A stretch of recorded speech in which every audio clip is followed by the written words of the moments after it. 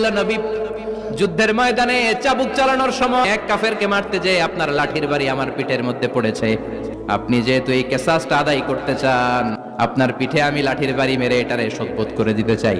বিশ্বনবী বললেন, আসো, তুমি এসে আমার পিঠে লাঠি দিয়ে চাবুক দিয়ে বাড়ি মারো। সাহাবী বলে, ও নবী, যখন আপনি আমার চাবুকটা পিঠের মধ্যে মেরেছেন, আমার পিঠে তখন জামা ছিল না।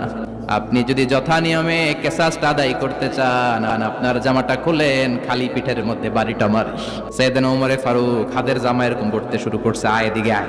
বিশ্বনবী বললেন, ওমর থামো, মারতে দাও। বিশ্বনবী উনার জুব্বাটা উপরের দিকে উঠালেন, পিঠের মধ্যে বাড়ি দেওয়ার জন্য ওই সাহাবীকে ডাকলেন। ওই সাহাবী বিশ্বনবীকে পিছন দিক থেকে জড়িয়ে ধরে ওই মোহরে নবুয়তের মধ্যে চুমু দিয়ে ফেলেছে। সাহাবী বললেন, নবী গো, এই নাটক করার জন্য আপনি আমারে মাফ করে দিয়েন।